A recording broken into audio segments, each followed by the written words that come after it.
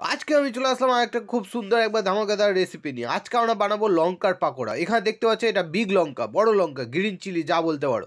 ঠিক আছে, ওকে আমরা মিডিল থেকে এবার ফাঁক করে দেবো। এবার লঙ্কাটাকে আমরা এভাবে 5টার মতো ফাঁক করে নিলাম। এবার করার পর ওটা সাইডে উঠিয়ে নিলাম। এখানে নিলাম আমরা বাটির উপর দিয়ে দেবো বেসন, আর তার উপর দিয়ে দেবো আমরা চালের গুঁড়া। ঠিক আছে, মানে হাফ বাটি বেসন, হাফ বাটি চালের গুঁড়া।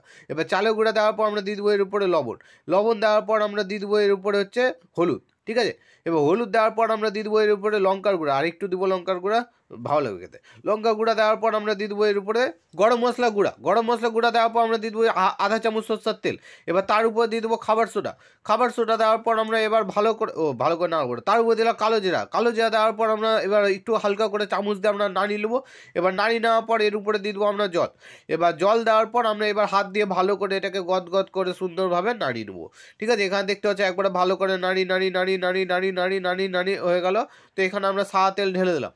ঠিক আছে, তেলটাকে আমরা এবার গরম করে নেবো ভালো করে, একবার টক করে গরম করে নিতে হবে। এবার বেসনের উপর ওই লঙ্কাটা এবার ডুবিয়ে ভালো করে যেন ভিতরে মশলাটা ঢুকে, যাই হোক না ঢুকলেও চলবে, কোনো প্রবলেম না। তো এখানে ভালো করে মানে করার পর ডুবিয়ে নেওয়ার পর বেসনটা চারিদিকে যেন লেগে যায়, তারপর তেলে ছেড়ে দিতে হবে। এবার আমরা এটাকে উল্টে দেবো, কমসে কম 4 থেকে 5 মিনিট লাগবে। ঠিক আছে, তোমাদের এটা লাল লাল হতে। তার আগে যদি লাল তেল বেশি গরম থাকলে তাড়াতাড়ি হবে এটাই। তো লাল হয়ে যাওয়ার পর এটা তোমাদেরকে উঠিয়ে নিতে হবে। তো এখানে আমাদের 4-5 মিনিটের মধ্যে লাল হয়ে গেছে, আমরা এটাকে উঠিয়ে নিলাম। ভিডিও আমাদের এখানে শেষ। তোমরা উপর 4টে ভিডিও দেখতে পাচ্ছ, ওগুলো মধ্যে একটা ভিডিও ক্লিক করলে আমাদের নেক্সট ভিডিও চালু হবে। ভিডিও দেওয়ার জন্য ধন্যবাদ। ভিডিও লাইক চ্যানেলকে সাবস্ক্রাইব করবে, কারণ ভিডিও শেষ হয়ে গেছে অবশ্যই 4টার মধ্যে একটা ভিডিও ক্লিক করবে। আমাদের নতুন ভিডিও দেওয়ার জন্য ধন্যবাদ।